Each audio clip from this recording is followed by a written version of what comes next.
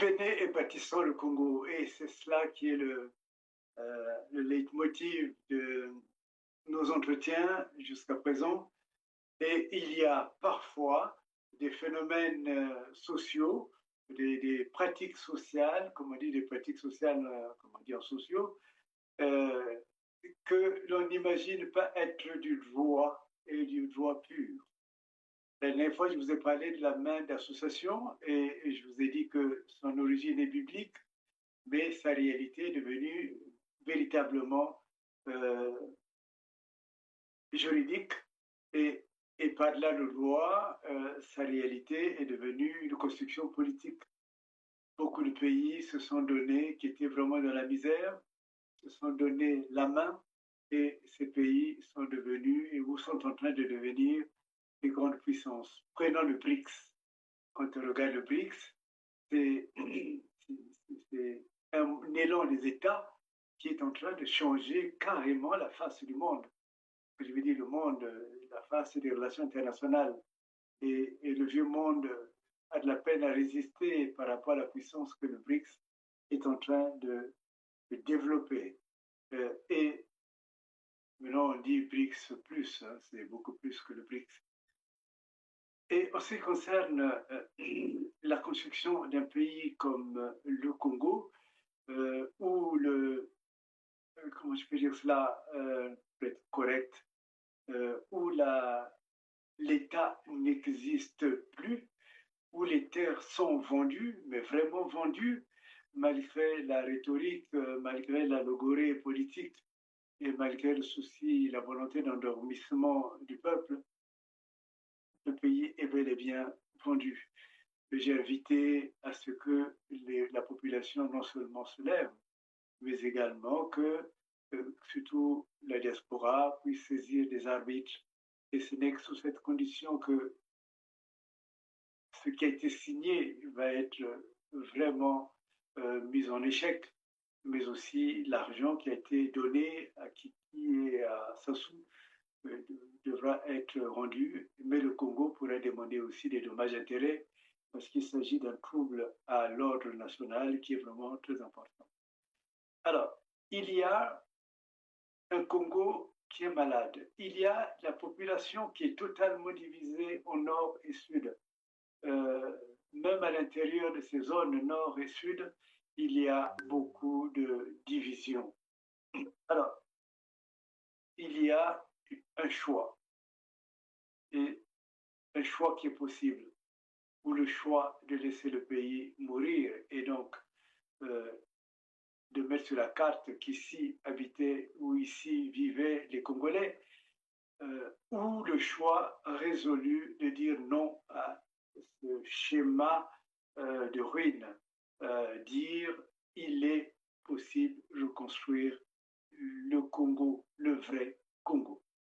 Et quand on raisonne en ces termes-là, on raisonne également en volonté de construire, parce qu'il s'agit de la volonté du peuple. Et ce peuple, c'est vous, c'est moi, c'est nous, quel que soit le lieu où nous nous trouvons sur le globe. Le peuple, c'est chacun de nous, y compris celles et ceux qui sont encore au Congo, qui vivent parfois dans des conditions de véritable esclavage, mais aussi et plus particulièrement, il y a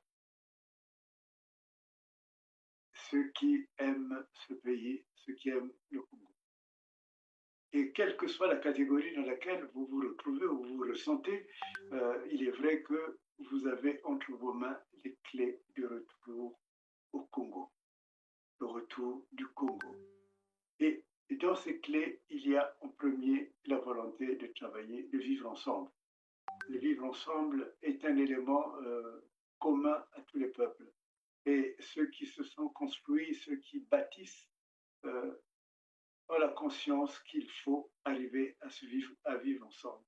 Je vous avais donné l'anecdote ou tout, pas plus que l'anecdote, hein, une leçon euh, du professeur Gerloff qui disait, mais en fait, les Africains, vous passez le temps à vous haïr au lieu de vous unir. Et c'est ce qui fait votre faiblesse. Et en cela, elle avait totalement raison. Elle avait dit, vous savez, tout le monde veut regarder les Européens comme étant puissants, mais ils ne sont pas puissants. Simplement, ils ont compris qu'il y a ce qu'on appelle l'intérêt commun. C'est-à-dire qu'ils se donnent partout, dans toutes les structures, dans toutes les raisons, les moyens de pouvoir être ensemble. Et donc, ils se donnent une main d'association. Et en se donnant une main d'association, évidemment, par rapport aux Africains, aussi nombreux soient-ils, mais qui sont totalement désunis et déstructurés, évidemment, ils sont forts. Ils sont forts, ils créent des institutions où ils obligent les Africains d'entrer. Ils créent des monnaies qui sont des monnaies, je dirais, des monnaies de singe, pardonnez-moi, mais dans lesquelles on met carrément les intérêts contre l'Africain, alors qu'eux, ils ont des monnaies différentes, et ainsi de suite. Et moi qui ajoute à la parole de Gerloff ce qui me semble être le cheminement qui est nécessaire. Et donc, il se donne une main d'association. Et j'expliquais à cette occasion ce qui est nécessaire à tirer de sa parole. Il disait, il ne s'agit pas de se donner la main d'association, signifie pas qu'on va vivre en intimité, signifie pas du tout que cela ne signifie pas que nous allons nous aimer. S'aimer, c'est encore un effort plus grand. C'est plus important et c'est même plus engageant. Mais se donner une main d'association, c'est uniquement voir ses intérêts. Et je crois qu'il est nécessaire de voir ses intérêts.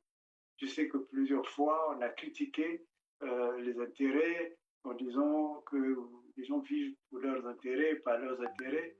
Mais en réalité, c'est une critique qui est tout à fait absurde parce que c'est l'intérêt qui conduit l'homme. Et il s'agit pour cela, pour tous les peuples, d'arriver à voir où sont ces intérêts ou quels sont ces intérêts. Et lorsqu'on a pu localiser les intérêts se défendent. Alors, comment défendre les intérêts c'est en disant que ceci est à moi, ceci est à l'autre. Et ce qui est à moi, je m'organise pour que je puisse le garder, que je puisse le fructifier et que je puisse le donner à mes enfants le moment opportun, une fois que je ne serai plus là. Et cet intérêt qui est familial se retrouve également au niveau d'une région, au niveau d'une tribu, dans ce qu'on appelle la tribalité, et aussi au niveau de toute une nation. Donc, je ne demande même pas aux Congolais de s'aimer parce que c'est toujours difficile. Je sais que les combats, les égos, les égoïsmes et beaucoup de choses existent. Mais je dis simplement aux Congolais de regarder où sont leurs intérêts. Surtout maintenant que notre pays est vendu, il y a, c'est le moment plus que jamais où il faut arriver à dire où sont les intérêts des Congolais. Et pour connaître ces intérêts, il faut se donner une main d'association. Donc ça, c'est le premier point que nous allons aborder. Alors, l'autre point qui est le sujet d'aujourd'hui, qui est aussi le droit, c'est dire, une fois qu'on s'est donné la main, est-ce qu'il faut passer son temps à se regarder? Non, il faut combattre maintenant pour construire ses intérêts, pour que ces intérêts traduisent des richesses de tout ordre. Et pour cela, toujours dans le même esprit de donner une même association, j'ai envie d'évoquer une pratique sociale qui peut-être va vous faire sourire, chères Congolaises, chers Congolais. Il s'agit de la tontine. La tontine est un moyen puissant pour construire un avenir qui a été brisé, pour accéder de l'impuissance vers la puissance. En 2019, il m'a été donné d'écrire un livre important, c'est peut-être le plus grand que j'ai pu écrire jusqu'à présent, et qui s'appelle La théorie de la tontine prospérité des nations. Et c'est en 2019 et c'est paru aux éditions Édilivre. Et c'est un livre maintenant est connu et très pratiqué. Et je vous invite à le lire. Et on se rend compte que la tontine, qu'on appelle au Congo Chitemo, qu'on appelle l'Ikelemba, enfin beaucoup de noms, est une pratique qui malheureusement est reléguée au second plan. On pense que, et dans certains milieux, il est même dit et pensé que la tontine n'est qu'une affaire des femmes. Et au contraire, les femmes ont toujours été très intelligentes et je dirais les véritables porteuses de la société, de la vie. Et c'est ce qui fait que si les sociétés ne meurent pas, les sociétés congolaises, c'est parce que ces femmes ont compris qu'il faudrait faire ce qu'on appelle des tontines. Et ces tontines, parfois, se passent dans les villes, mais parfois se passent dans des lieux qui sont des lieux très importants, des communautés de villages, entre villages, ou des communautés de villes. Oui, les femmes ont compris qu'il y a une technique d'enrichissement qui est dans la tontine. À la fois, c'est une technique d'enrichissement financier, c'est une technique d'enrichissement, je dirais même dans les travaux, parce que dans les villages où j'ai grandi, j'ai bien vu que lorsque les champs étaient importants, ben, ces femmes entraînaient leurs hommes dans leurs champs. Aujourd'hui, on traite le champ de Manzumba, demain ce sera Mandundu, et ainsi de suite. Donc il y a une sorte de... d'ailleurs, on l'appelle aussi l'église de la reprise, cette pratique sociale qu'on a appelée Saluchazola, le travail de l'amour. Et je peux dire que si nos sociétés ont tenu jusqu'à présent, j'entends économiquement, si elles sont pas effondrées, c'est parce que la tontine a existé. Mais le plus important, c'est que ce que nous prenons seulement à un niveau microscopique. C'est-à-dire que les petits groupes, des groupes de familles, des groupes de femmes, des groupes des hommes, ainsi de suite, ce qui est ainsi perçu, en réalité, les États le pratiquent. Ce système, les États le pratiquent. Et de plus en plus, des États sont devenus puissants. Prenons le cas de la Chine, et je pense que les Chinois ne contrediront pas. Euh, la Chine, il fut un temps, était classée parmi les pays du tiers-monde. Et, euh, et lorsque la Chine s'est réveillée, comme le disait Alain Péréphyte, euh, lorsque la Chine s'est réveillée, la Chine a compris que la tontine était plus que simplement une pratique financière. C'est aussi un mode d'organisation de l'État, un mode d'organisation des États. La Chine a une diaspora très importante et la Chine a beaucoup travaillé avec sa diaspora pour arriver à accéder, je dirais pratiquement je dirais, c'est les leaders du monde actuellement, et en peu de temps. Et donc, la tontine a permis à ce qu'ils appellent, là je vois le ou, c'est-à-dire que c'est comme une maison, une construction. Et ceux qui sont dans la maison doivent s'entraider, doivent travailler ensemble. Et ce qui fait que, par exemple, en tant qu'État, si aujourd'hui ils veulent monter une usine nucléaire dans tel État où il y a la diaspora euh, chinoise, mais tous les autres États se structurent de telle façon qu'on puisse donner tous les moyens qui sont nécessaires à ce que cette usine soit construite. Si le lendemain, c'est une chaîne d'automobile qui est nécessaire dans un autre pays, mais ils vont tous se regrouper, ils vont tous mettre les moyens sociaux, politiques, administratifs et tout ce qu'il faut pour que cette chaîne automobile existe. Si il y a d'autres entreprises parfois très audacieuses ou très secrètes qu'il faut mener. Et c'est toujours cette logique. Et je crois que c'est cette logique-là qu'on est en train de vouloir installer dans le BRICS. Donc, faire en sorte que là où les gens, le monde entier, les relations économiques, les relations internationales, politiques fonctionnaient sur le terrain des blocs, c'est-à-dire que les deux blocs, le bloc occidental et le bloc, les autres blocs, en fait, et le reste du monde, ce que Alfred Sauvy, je crois, avait appelé le tiers-monde. Et on veut passer à une économie ou une vie politique internationale qui soit multipolaire. Et cette multipolarité va changer totalement les choses. C'est-à-dire qu'on agit, comme j'ai dit au début, en suivant les intérêts. Et les intérêts vont regrouper les personnes, qu'on soit de l'ex-bloc du Nord ou l'ex-bloc du Sud ou de l'Est ou de l'Ouest. Et il y a donc un changement de mentalité. Alors, ce que je dis là, comment nous pouvons l'utiliser pour le cas du Congo?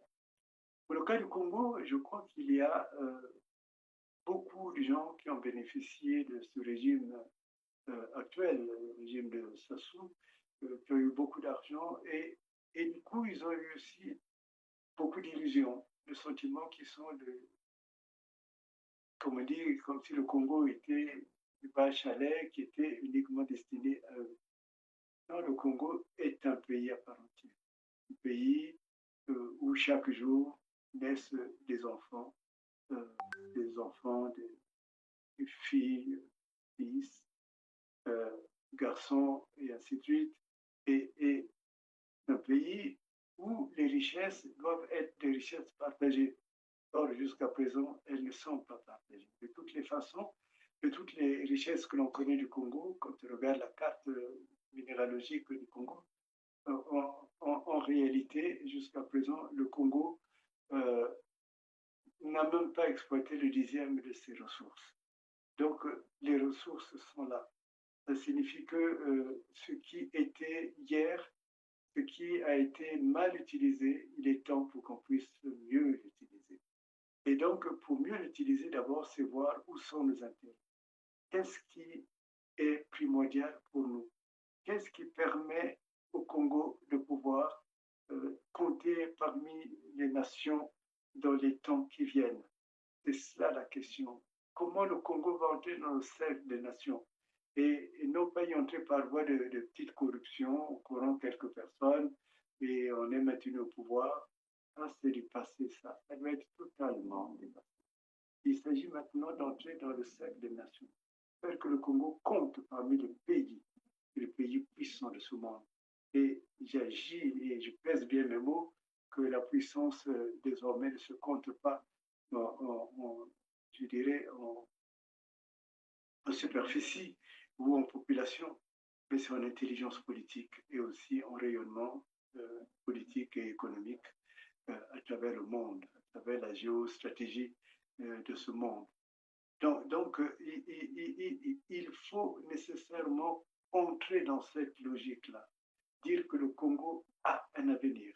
Le Congo, ce n'est pas, j'ai cette parenthèse de sang, comme l'appelait Sonny Labutansi, que nous avons vécu, mais cette parenthèse de sang, il faut que très vite nous en sortons pour construire le Congo.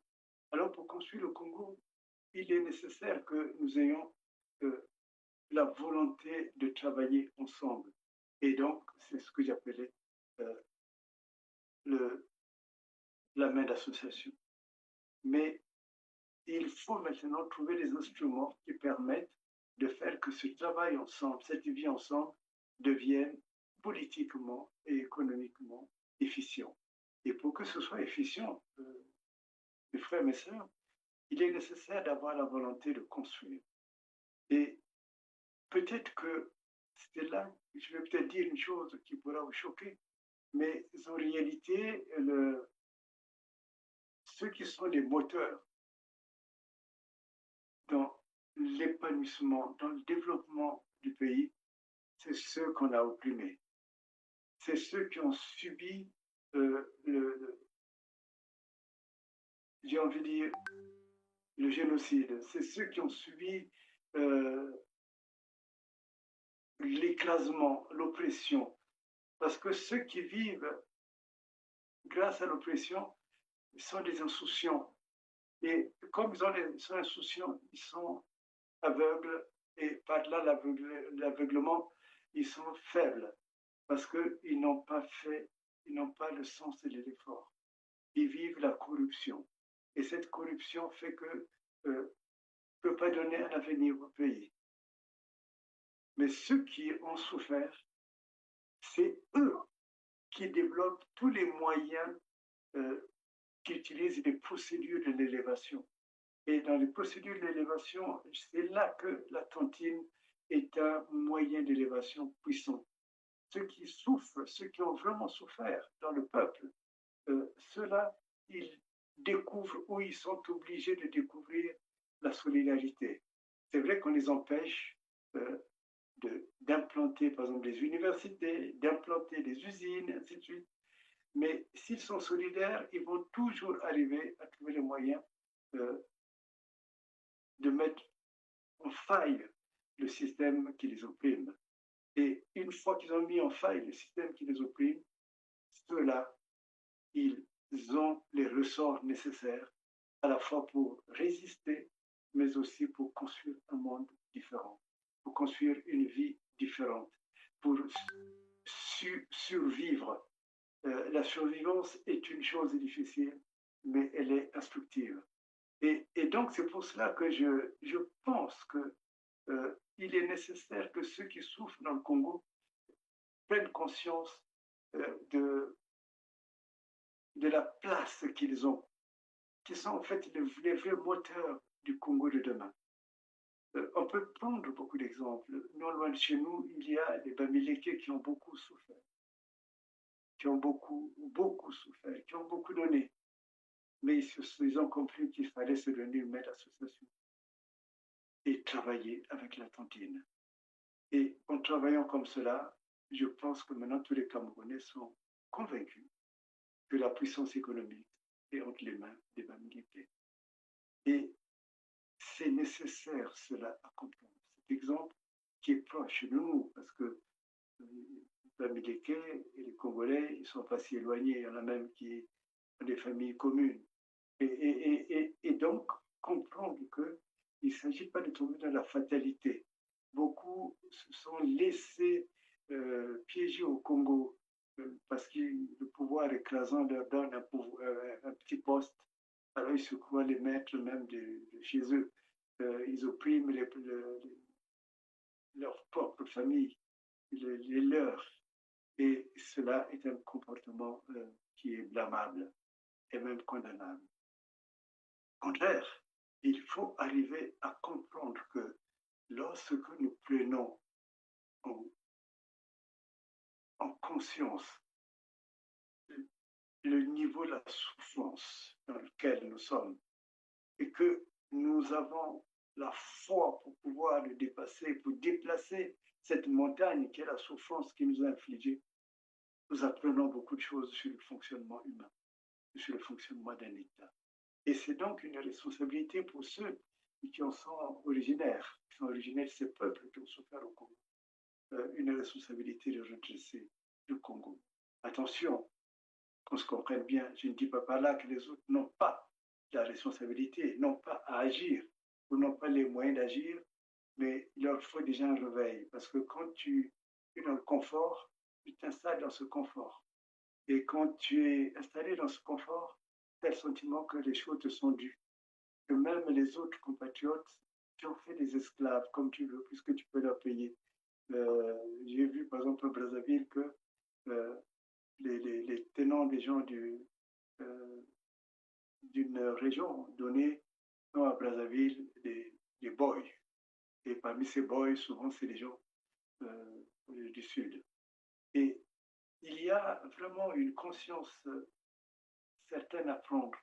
Parce que quand tu souffres, c'est ce cas, quand je disais que les femmes pratiquaient la tontine, c'est parce qu'elles souffrent. Et cette souffrance qui pour elles devient intolérable les pousse à créer justement des tontines et à en vivre. Et ça, c'est très important. Donc la tontine est un outil important. Et la tontine est du droit. Je dirais, c'est du droit économique. Comment faire pour sortir des situations économiques branlantes? Alors, pour sortir de cela, il faut s'organiser. Et on retrouve la notion de l'organisation. Et à l'intérieur de la tontine, on se fait confiance, mais une confiance absolue. Et je crois que les Bamileke disent que la tontine ne connaît pas la pluie, la tontine ne connaît même pas la mort. Elle dit même si tu meurs, il faut que tu laisses ta part pour payer ta tontine. Donc il y a une exigence en fait qui fait que nécessairement par ce mécanisme de la coopération, à la fois mutuelle, mais aussi la coopération,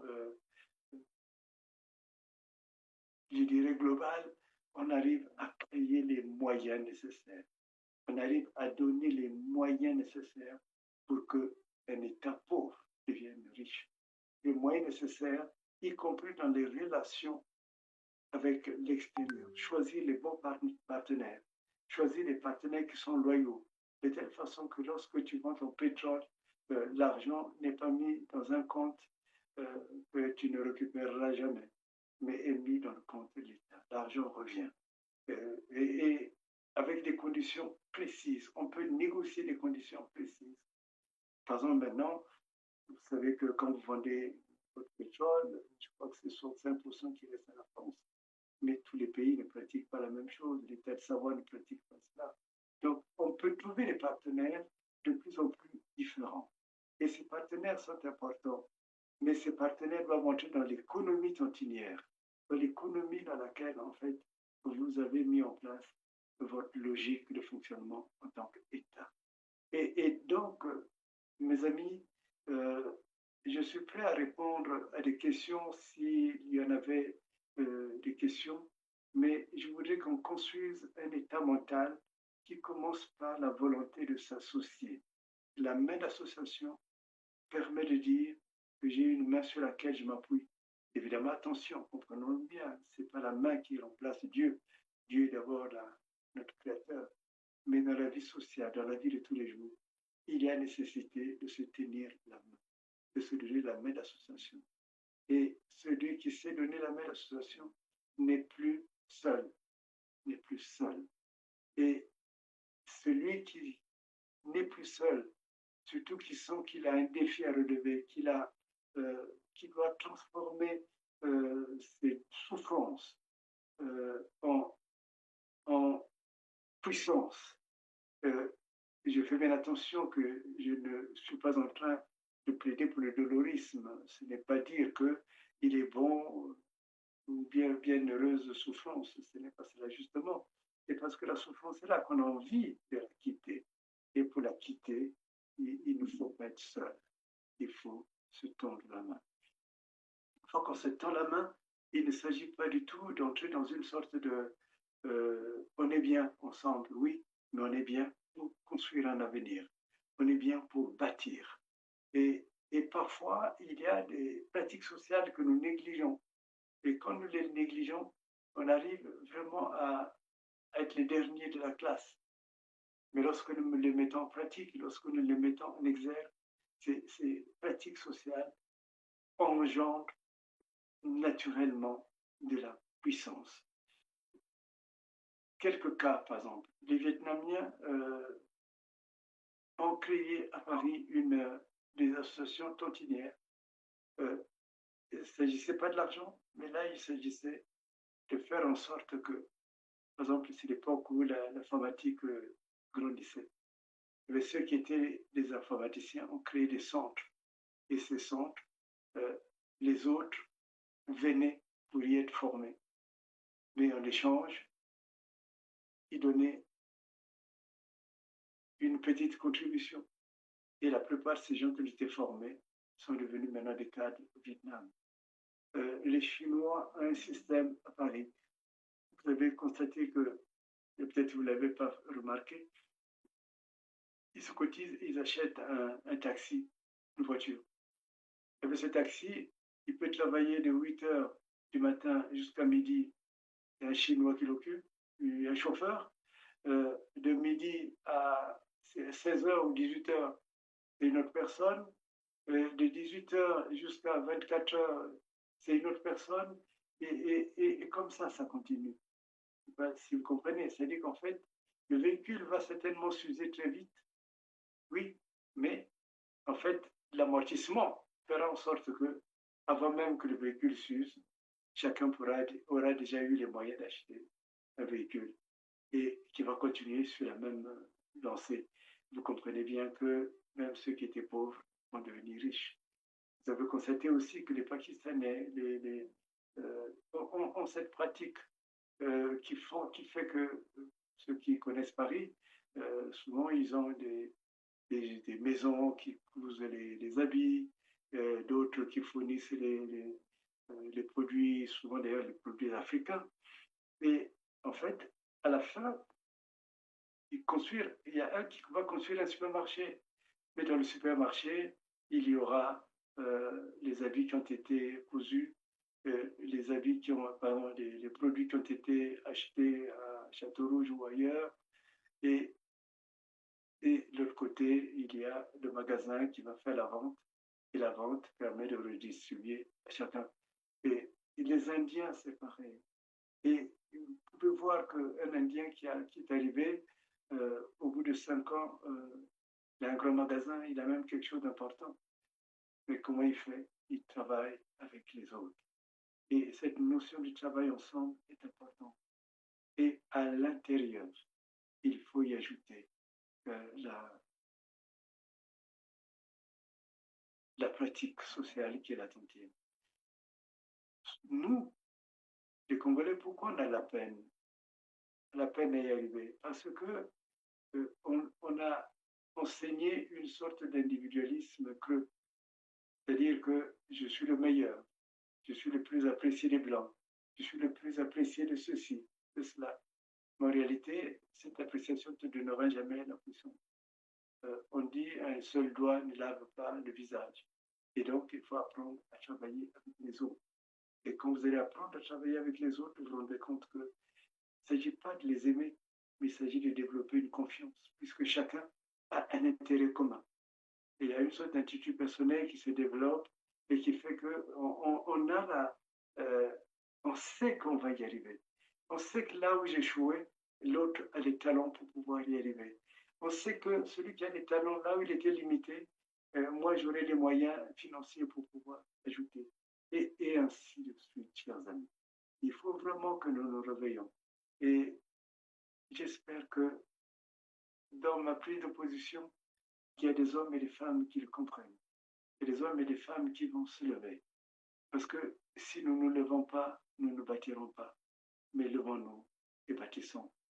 Voilà ce que je reprends de la Bible et que elle qui nous a enseigné la main d'association, maintenant, je lui rends le fait que c'était Néhémie qui avait dit quand la muraille était vraiment brisée et que c'était important, tout le monde s'est regroupé pour reconstruire la muraille et la maison.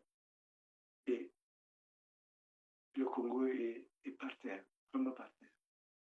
Et j'ai même envie de dire, même ceux qui sont dans l'armée, même ceux partout, ils peuvent faire semblant de regarder, mais leur cœur leur dit que ton pays est en danger.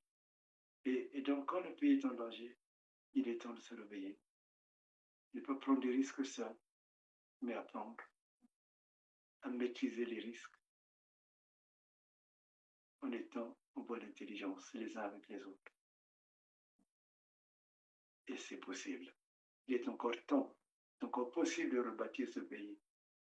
Il est encore possible de dire que ce pays est mon pays et j'en suis fier.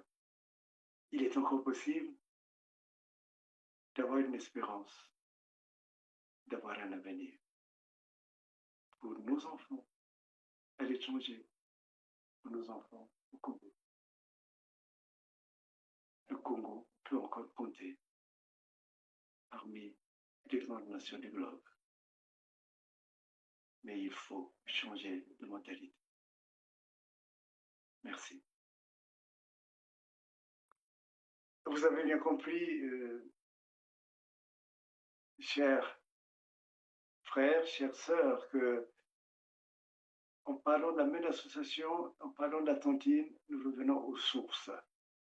Nous revenons aux sources, c'est-à-dire quand un pays est détruit, c'est pas la peine de continuer, c'est pas la peine de se mentir.